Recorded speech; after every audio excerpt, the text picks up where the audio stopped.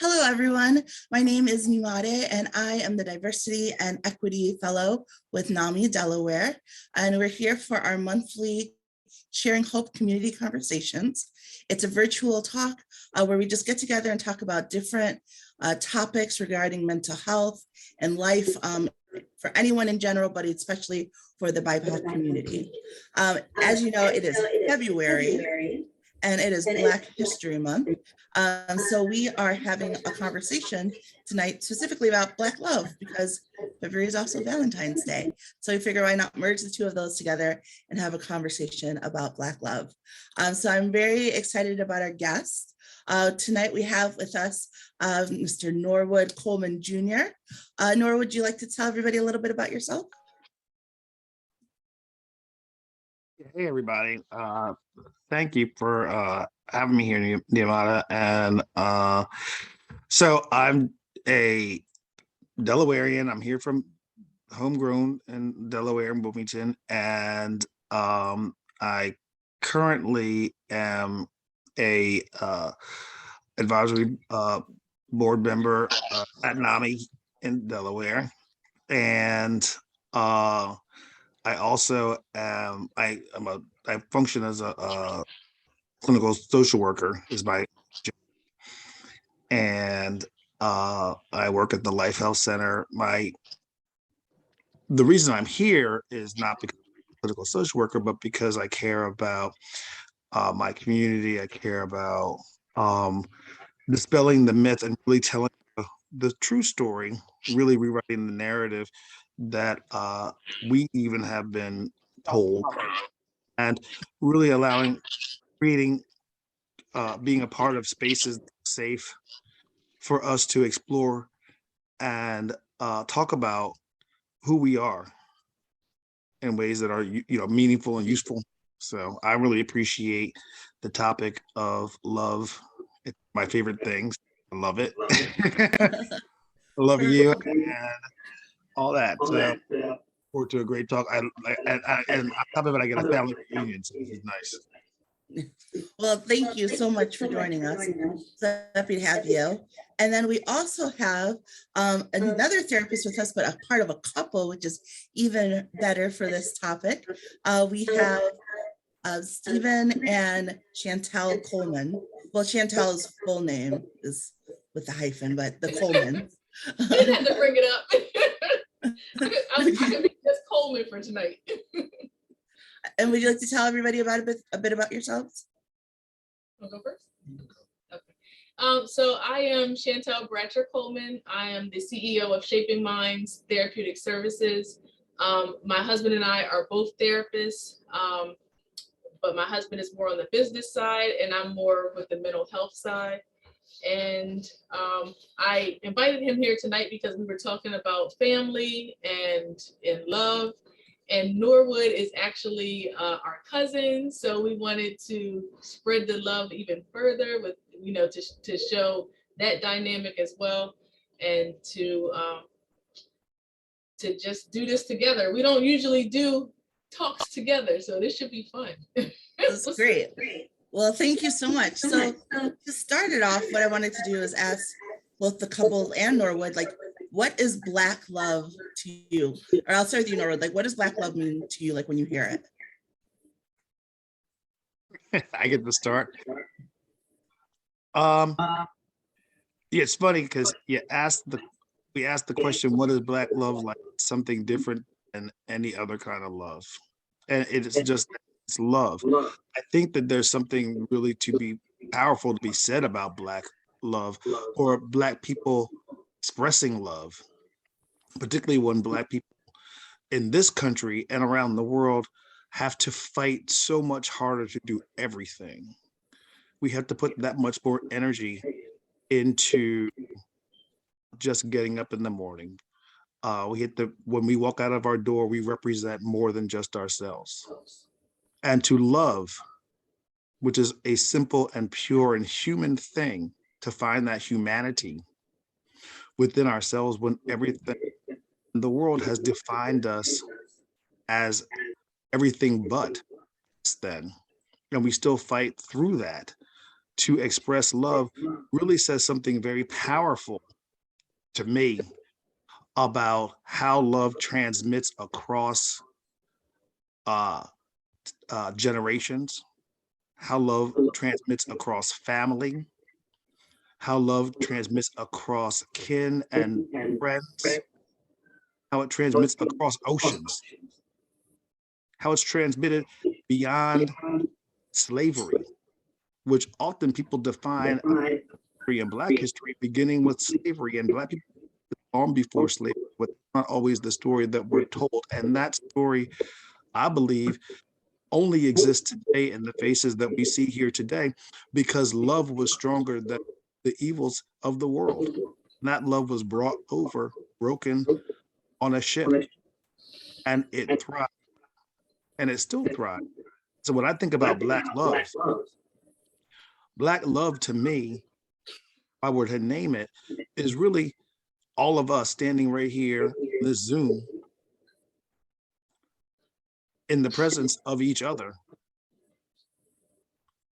really understanding that we are all really here on the backs of others, and that so many more will continue to be here in the future on our backs, that it is something that is continual.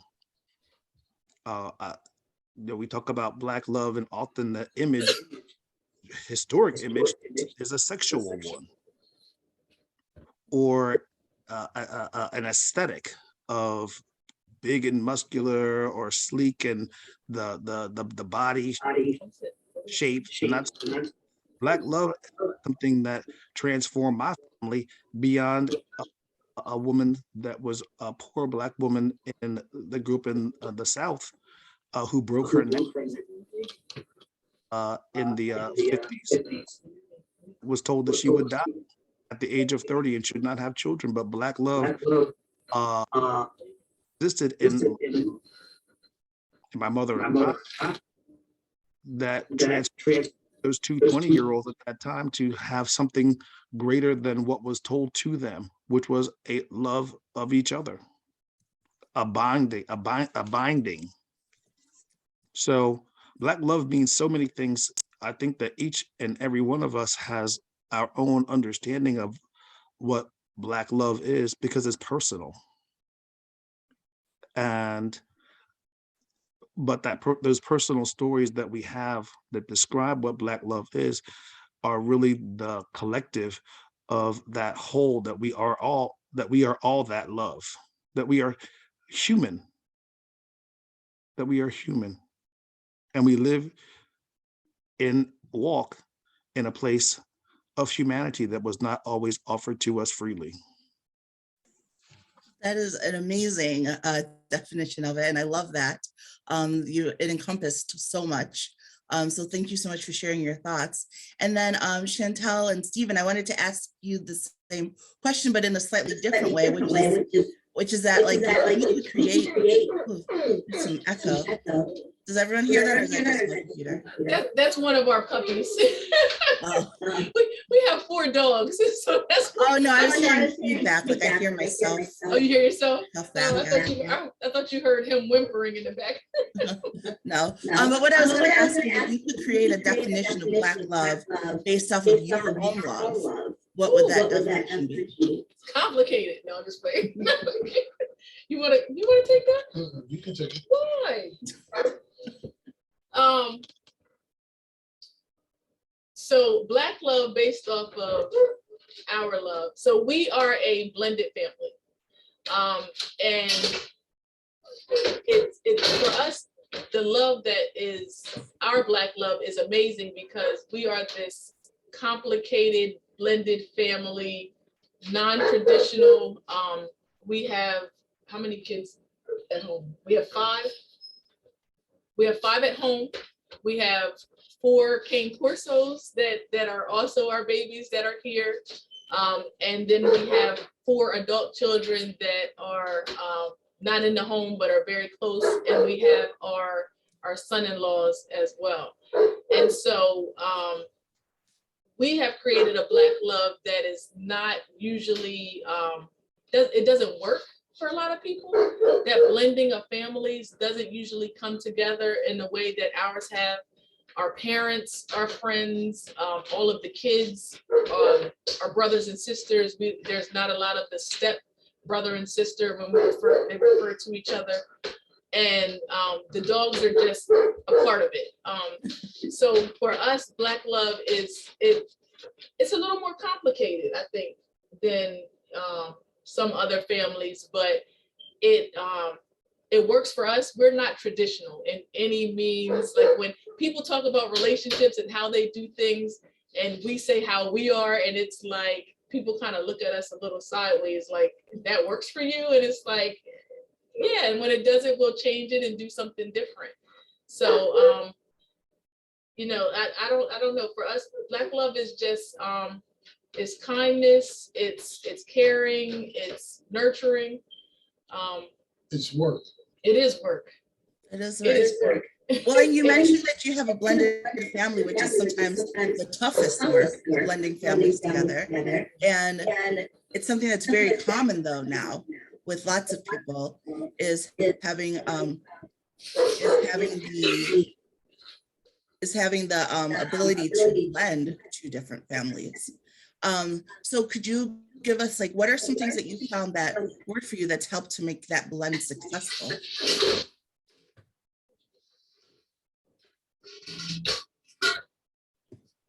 I really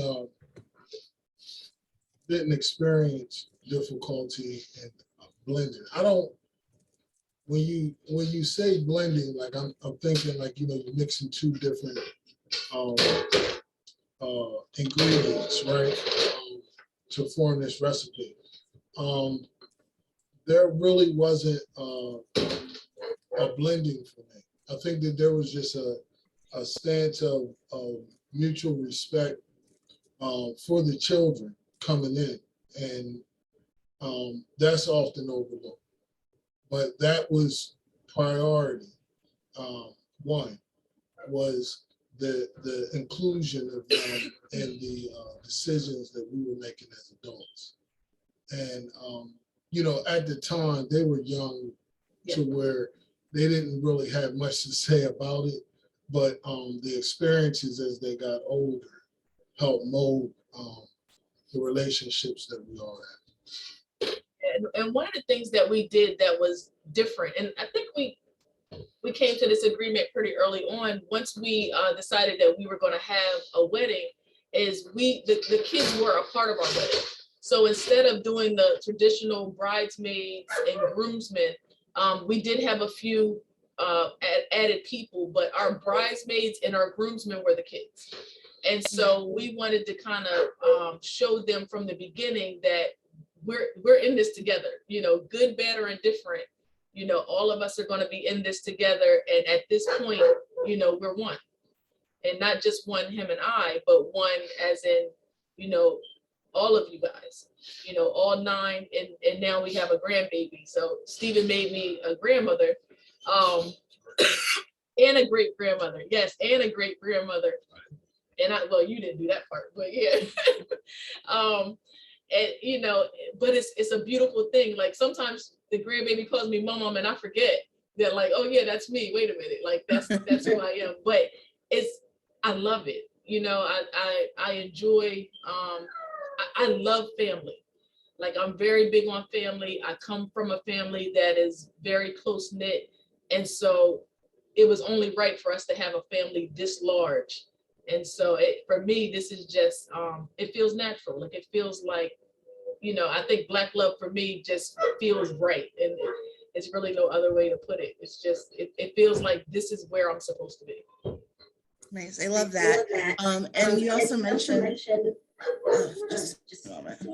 You also mentioned when you were talking that, you know, you two came together as one, which I think is very important for a successful relationship, but sometimes that can be really difficult, especially, I mean, with everyone, but especially when we talk about the Black man and that, like, you know, you got to be tough, you got to be strong, you know, so sometimes getting to that place of vulnerability in a relationship is difficult.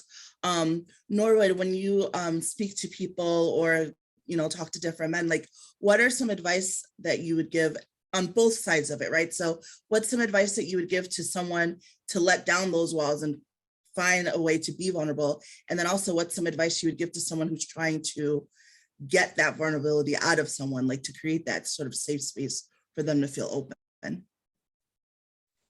Yeah, so I think if there's any advice is there's two things. And I wrote this thing a while ago about somebody asked me about how do you cultivate a quality relationship? And one of the things I always remind folks is that patience is a serious part of creating a quality relationship. But it's not about me being patient, but me being allowed to ask the other person if they can be patient with me. And reminding that, there are going to be times when this relationship is more important to you than it is to me, and vice versa. I mean, that's just the thing. I might be focusing on, I got to get this stuff done for work. I got this, happening. Somebody's, family, extended family issues, this kind of thing. And right now, this portion of my relationship, I can't prioritize it right now. But be patient with me, because one of the things I think in relationships and that are so powerful is that we take advantage of them. It feels like we're taking advantage of them because we know that they're always there. We know there's a foundation. I'm allowed to step away to go to handle some business and come back.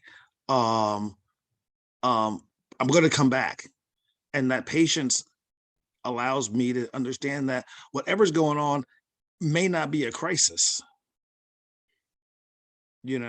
I'm coming back, and I can say I'm coming back, but that's one thing. But to ask, are you allowed to be patient with me?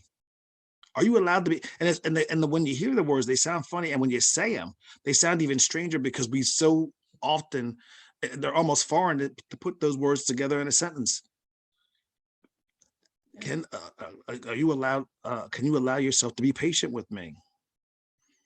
And it's a strange and powerful thing. And what it does is it shocks people to hear it because it's so unusual. It's just not what an American society thinks about any longer. But it also, so people get stunned. They pause, and then they hear what you just asked them. And if they didn't hear you the first time, I ask again.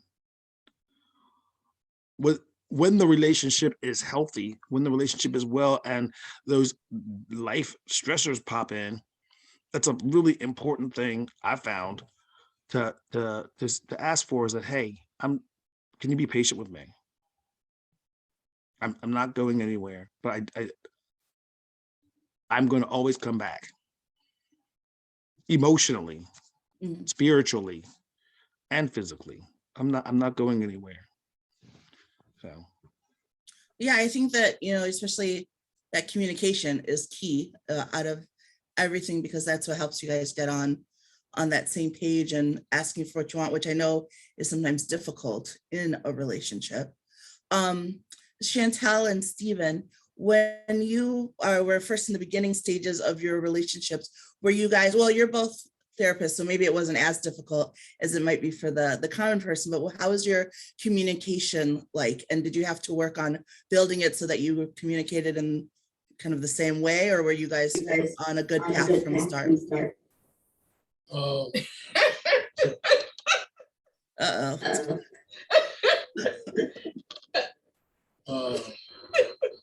There's no benefit with the title of being a therapist. That it really doesn't come into play when you're talking about the relationship. So I believe that it was as difficult as any other relationship to come to a place of mutual understanding. And when Chantel was saying all of these different words to describe Black love, you know, like I said, I only have one word, and it's work. It's a continuance of refining yourself and going back and do it again. And, you know, it just, that's the part that, you know, isn't spoken about, but should be a lot more, is the work that's involved. A lot of my elders that I speak to that are in marriages of 40, 50 years are very quiet. And over the years, I started to understand why. Kind of speaking towards what JR said in reference to the patients, and I'm sorry, Norwood, the patients and the I'm sorry, and the perseverance that we go through. It's not just us, you know.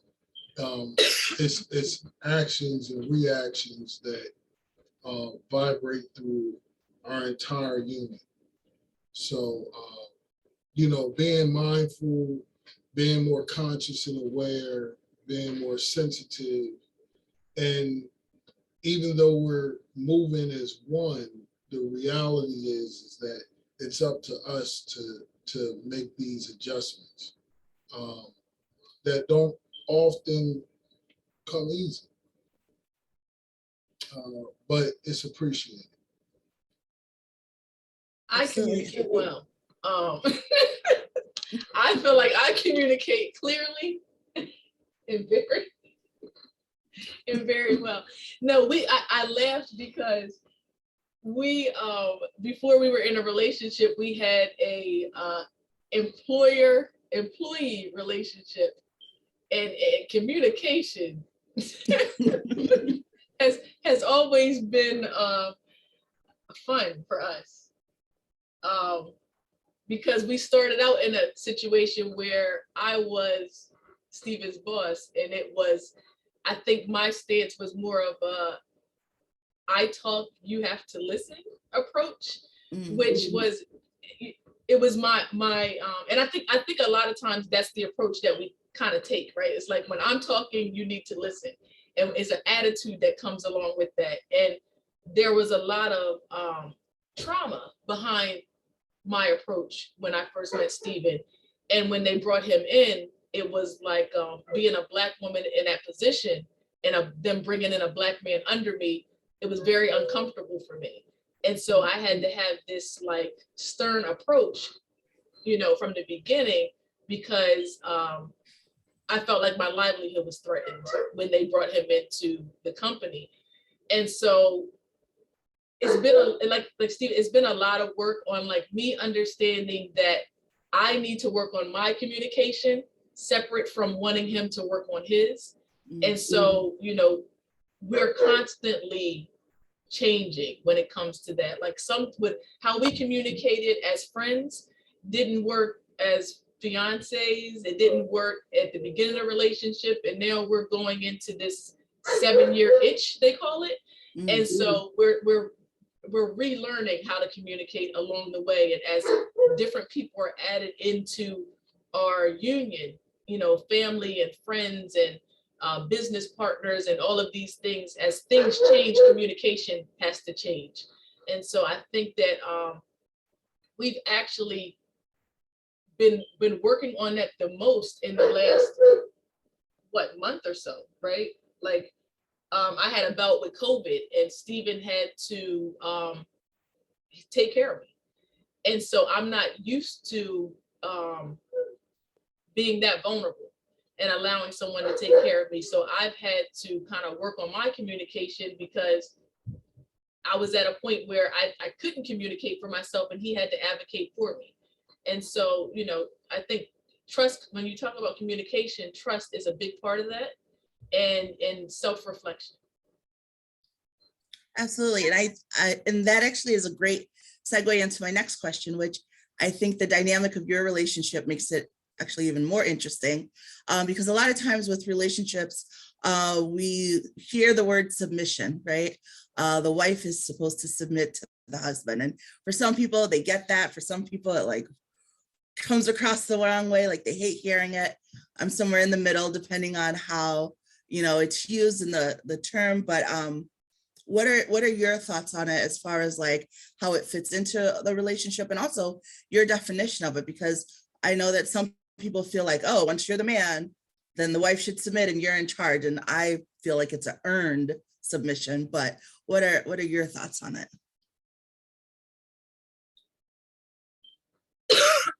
I think that when I said my vows, I didn't pause. But why'd you look at me? When I said my vows, I didn't pause at submission. But in real life,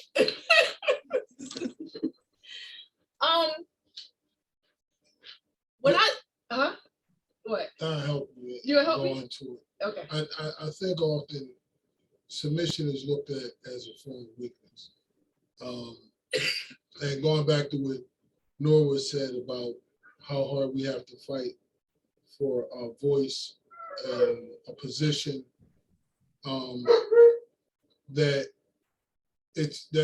that's really a falsehood. Submission really takes strength and require discipline. And it's not a gender specific role. But that is the introduction to it for me, as far as a relationship goes, when submission is involved. And do you find in your relationship that you stand by strong gender roles as, societal gender roles, or is that more difficult since you moved from employer to employee, like switching from the house to the home? Or I'm sorry, from the work to the home? You're muted, Steve. I didn't touch anything. I don't think that the role in itself has changed. Like, you get people are caught in the titles. I really try to keep things simplified, and I don't think that the character of the individual changed because we went from husband and wife, from employer to employee. I think the same dynamics are what we manage, regardless of the title. So to answer your question, yeah, not much has changed.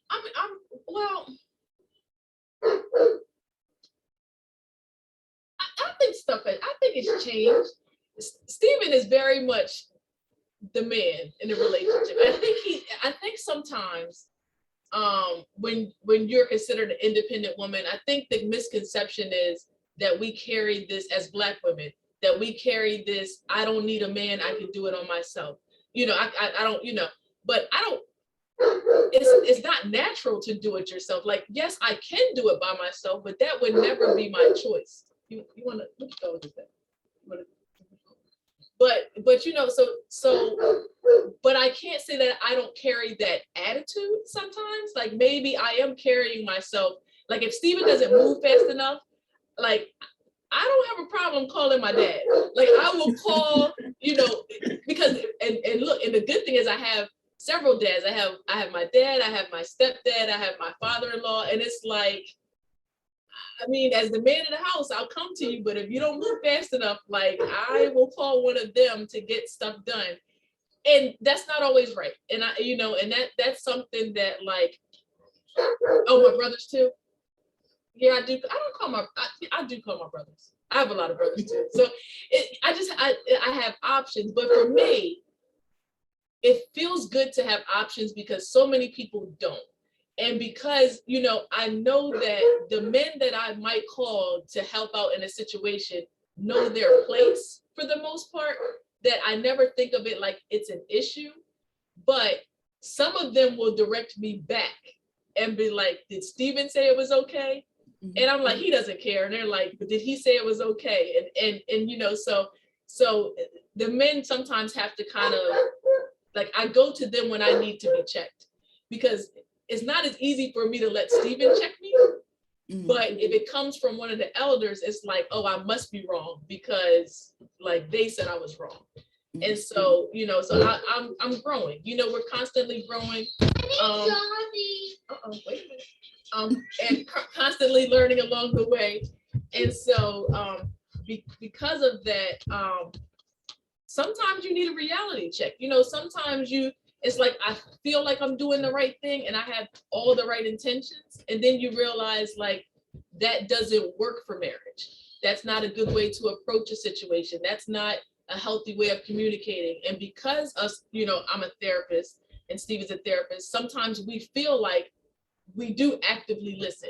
You know, we feel like we do communicate well. And it's like, you might communicate perfectly fine with everyone else, but you are not communicating well with your partner in these particular moments. And so sometimes we, you know, we might have our moments and then come back later and be like, well, you know, kind of like, what happened? What were you thinking in that moment? When you said this, what did you mean? And so, you know, it's a lot of kind of going back sometimes, and just apologies might need to be had, or sometimes we just understand that we are who we are, and we accept that about each other, but we still need to have a discussion. Yeah, good. I'm glad to hear that you have those conversations. I'm sure they're needed and they're difficult sometimes. You know, as you've all said, relationships can be work. And Norwood, I know sometimes with that work, you know, like they mentioned, sometimes you're going to have conflict. What are some healthy ways to work through conflict or disagreement? And also, how do you rebound from a partner hitting below the belt? Or if you're both, one or both of you are the type to hit below the belt, how do you rebound and build the relationship back up from there? I'm going to answer this in two ways. I'm going to answer the first part first because I think it's important. Hitting below the belt is out of bounds, because when you're hitting below the belt, you're hitting to not catch my attention. You're hitting to harm me on purpose or by mistake. And that takes a lot of that's like one of those out of bound things. And we know with those, you know, those relationships, you know, can be really difficult. And I wanted to kind of go back to what Stephen was talking about and Chantel was talking about, was they brought up submission. And I think that that's a really important thing. I've been having conversation after conversation after conversation. My entire world is surrounded by women. My workplace, my home, everybody, you know, and I realized this world is not designed currently in this place for women. We haven't even asked women anything about. I was surprised to learn today about a fingernail treatment. I was like, that's a fingernail treatment, and we put a whole group together for young people about well, the aesthetics of a woman because she finds it important is important. And why can't we have a whole entire health and wellness group about doing your fingernails? Because I'm attending to myself. That being said, there's certain, you know, so I say that to say there's certain places that we submission in and of itself. I think that I don't like to use that term because I don't think it is submission in the historic way that we think about submission. I think more of it that there's a flexibility and fluidity that may shift differently within relationships. I am not good at, I do not want to, I'm not good at, and I'm not going to cut the grass. It's not my thing. And you know, or there's certain things that other folks are better at. But I think it's interesting because I think about relationships sort of like a three-legged race. They have two completely separate people, and then all of a sudden they're sort of tethered together. They're still individuals, but they're tethered together, and they're tethered together on purpose. They said we're going to walk together at least with one foot, but I'm going to always keep my other foot walking in the ways that I need to walk. When it comes down to conflict, if I walk this way and you are going this way, we're going to collapse. Being able to compromise is a big piece. One of the hardest things to do is to be able to acknowledge that we both may be wrong, or we both may just not be seeing eye to eye. It's one of the hardest things to say, but one of the things about conflict is that in order to be able, you have to have a spirit of restoration, number one, in order to resolve conflict. Because if you don't have a spirit of restoration, we're going to get it right, because then it's going to be a problem. Because if I have a spirit of thinking about submission as I'm in control, then you're creating a slavery relationship. And I'm very mindful of that. And I'm very sensitive to that, because as a Black man, we already have a historic appreciation and sensitivity and maybe desensitivity to that as a culture. So I'm very mindful of what I think about that is that and I also am mindful that conflict is different than victimization. So I'm going to be clear about that.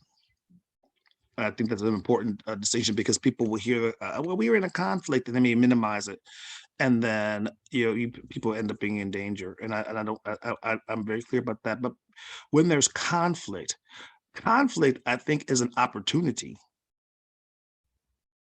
Conflict is an opportunity to heal. We don't heal unless there's a wound. I've never seen anything that's healed, anything that's already, my hand will never heal right in this state. If there were to be an injury on it, then healing has an opportunity to take place. And one thing I think, so I was going to say, so one thing we have to do is we have to be able to measure the pain of the conflict. Below the belt, I may not recover. And we have to be able to understand that if we don't know that we're hitting below the belt, that's a personal piece. And that's the three-legged race. If I am always going this way and we keep losing the race, it may not be the other person not walking with me, is that maybe we're going off the path, and we may need to do our own internal work. That's harder to do than not to do, because we're not taught to be that vulnerable. But I think one of the simplest things is to be able to know conflict is coming. When you're in a relationship, conflict is coming, because if the person that I'm with does not, we may share space, we may share a bed, we may share a car, we may share kids, but we don't share the same brain. We don't share the same body. And conflict is coming. We are supposed to be distinct and different. And we're gonna, but what Steve talked about and what Chantel talked about, we make time. We make time. Sometimes we make time just to be quiet. We make time to be silent, and it may not be time of the day, but we're gonna, make time. Let's make time to, we make time for a date to go out and enjoy ourselves, but we don't make time to say, hey, we know there's conflict in this world we're not immune to, and it may have come into this home. We lived long before we met each other. Let's talk. Let's have the conversation about, let's have the hard conversation, because we're not going anywhere. We're not going anywhere if we can have this conversation with each other, because we've already invested the time and the energy. And let's have it even when the crisis of the day came up. You didn't pick up the kids. Call me with my thing. So all those things, I think, but thinking about making that time and distinguishing between what a conflict is and what victimization is can be really important to know. We can make that time to have those conversations and talk, but really making that space a quiet space, a safe space, a dedicated place, a sacred space where we're going to talk. Listen. Yeah, I think, and I'm sorry if perfect, that's muted. Yeah, talking, and one of the hardest conflicts and one of the hardest wounds you mentioned, it's the healing of a wound. One of the hardest ones to get over is infidelity or cheating in a relationship. What are some ways to build back the trust in the relationship after encountering that, if it's something you choose to do? That's a really complicated one, and that's always a personal one because that goes into people's values and beliefs. I believe that there's no one, I can't tell you there's any one way to do it. I know that really the conversation almost has to be like almost a third party conversation. And it doesn't mean you have to invite somebody into the conversation, although that can be helpful. But being able to be honest and clear. This is what has happened. And be mindful, it's not happening right now. It's already over what has happened. It takes a lot of rebuilding for a lot of people to and sometimes, and for those things to be resolved. I think one of the biggest, probably most important thing that a person can recognize is that there are some wounds that I cannot, if I walk into that conversation with the expectation that that other person is going to heal, I've already cut myself off from them because I've already decided what the outcome of that conversation is. I've already tried to control the conversation. I have been the person who was cheated on, if I was the person who did the cheating, I've violated so many things, and that person is, I have to expect that person to react however they're going to be, and I have to allow them the space and the time and the patience. I also have to correct and really identify what was going on with me.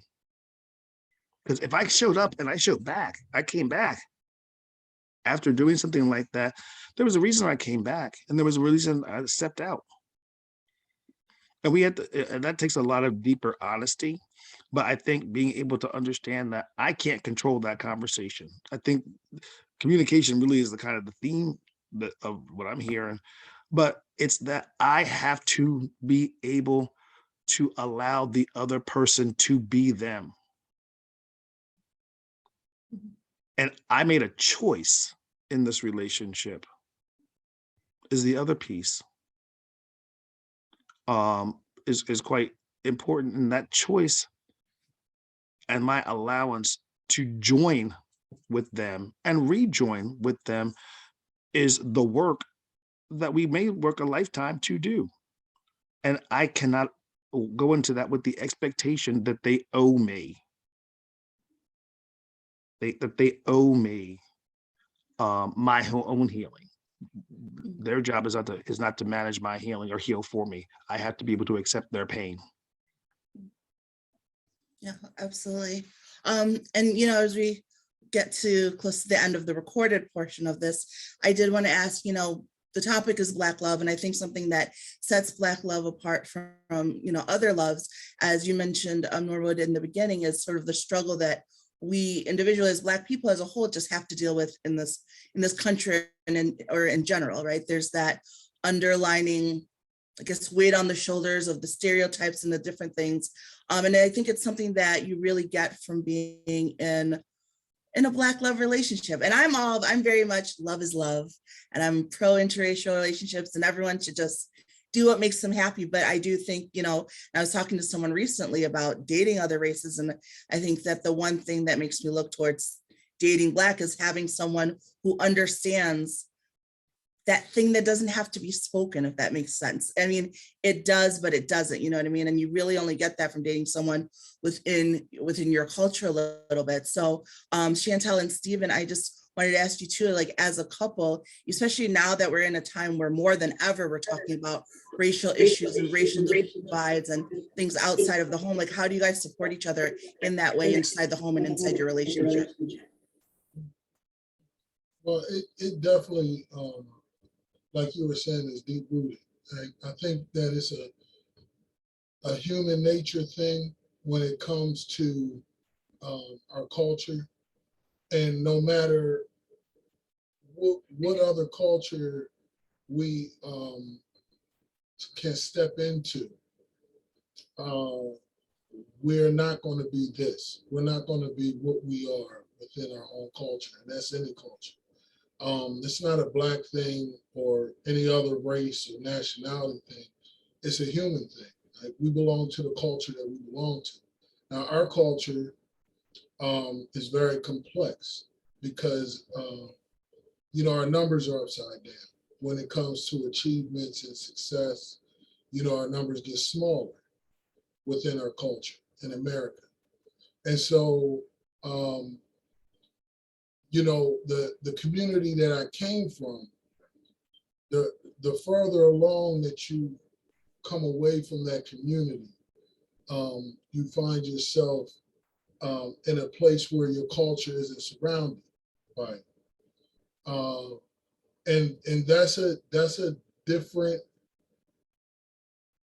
feeling, if you will. It's a different feeling. For you. For me. Yeah, because right? I had a different upbringing. Yeah. So for me, the culture, stepping out in a community that I come from, regardless of good, bad, or indifferent, right? I saw what reflected as myself all around. Versus that being confined within the household, or within the household, is two completely different feelings. And as we achieve things and we try to climb our ladder of success, if you will, the sacrifice is we lose more and more of our culture. And what I mean by that is not necessarily the location you come from or the location I come from, but coming from a location where what I am is surrounded by me versus being salt and peppered in, right? That's important. That's a big sacrifice that is like the burden of success for me, or the burden of achievement for me, is that I lose the relationship of a true community. I think having a large family has helped that along, but you miss it quite often. Yeah. But the flip side of that is, again, there's this thing that happens in our community that it's kind of like when you talked along vulnerability, where you're kind of desensitized. Like the more achievements that we do or we have in our culture and community that we come from, there's a shift of core values. They found a lot. They found a lot. They tell us about it. A lot of people kind of look at it. I'm sorry. So with that shift of core values, often in the community that I come from, the sensitivity is lost.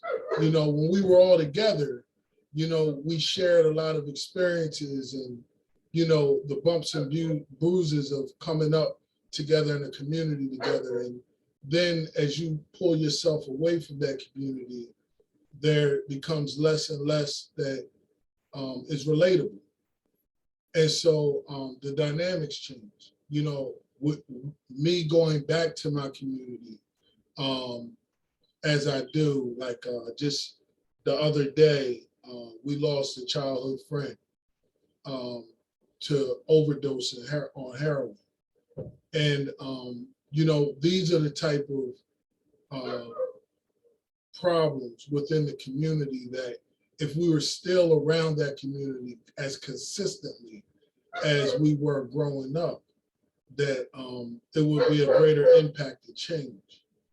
And you know, sacrificing that for family or immediate family is a reward because, you know, the family gets all of the wisdom and what you have to pass on. But, you know, as a Black man, it's still it's a feeling of loss because me being in the mental health field, me knowing what I know, but me giving that out to this corporation or spending this invested time into this program, and then the ones that, you know, touch me the most or I care about the most, to see them go out the same way.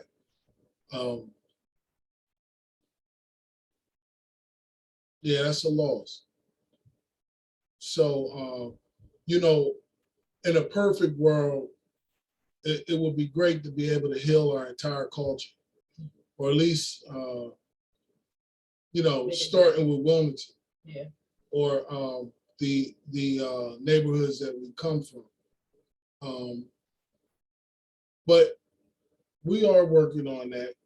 We're trying. Yeah, we are working on I that. think that's what we do, right, Norwood? Like we're in our mind, we're like saving the world, like one person at a time. But it's funny when you talk about why Black love is so unique and understanding the struggle. And for me, I think because I was very much sheltered as a child. Like my parents did the most they could to keep me out of the city, like away from, but I kept going, right? I was like, my friends are there. And then I was like, you know, back in the 80s and 90s, I was a nerd, right? And so I was secluded that way. So it was like, no matter where I was, I had to live two different lives. And the problem with that was I had this illusion coming into adulthood that I was accepted, because it seemed like by the dominant races, I was accepted because we traveled together. We've been together since middle school, and they treat me well, and I'm a part of them. But I'm also accepted in, you know, I'm a part of the culture, and I can go into Wilmington and I can be respected. And that's really because of the friends I had. They protected me, you know, and made me like I tell my daughter all the time, I said I was the nerd at the cool kids table. Like, you know, it's like I had to play both roles. And then I got to college and experienced racism and was like, whoa, wait a minute. Nobody prepared me for this. And so I thought that as I got degrees, as I became more experienced, as I got more educated and you know, had a seat at, you always talk about a seat at the table, right? I was at the tables and thought that I thought that they saw me differently. And especially in this field, I'm like, we're helping people. So like we have to treat everybody well. Like, why wouldn't we treat people well if we're helping the community? Like, this is what these missions say. And then I realized, you know, with especially with Steven, when it, you know, with business, that like you have to create your own. You're never truly accepted. And that was hard. That was hard for me to grasp, and it didn't make sense to me. And I understood what Steven was saying, but I couldn't believe that this was reality in this field. Like, it was heartbreaking. And so family was everything. So when you talk about Black love, if it wasn't for the love of my husband and my parents and my kids and my friends, like the constant racism that I dealt with over the years would have broke me. Like it would have, and you know, and it almost did a couple times. But I was able to survive with Black love. Like I was able to survive knowing that you don't like me, you have a hatred for me that I don't understand, but these people love me and these people will fight for me, like literally fight for me. And that's what keeps us motivated. And that is what we're spreading in the community, to let people know, like, we will fight for you. Like when you are at your lowest and you can't fight for you, we will fight for you. And if I'm not strong enough to fight for you, we're gonna all come together and fight for each other, because that's the only way that this thing is going to be corrected. And I, like Steven said, we're moving in the right direction. It takes a lot from us as therapists and as healers and as empaths. It takes a lot to take on some of these roles, but it's destiny. Like, we're destined to make this difference, and we can't do it alone. We have to come together.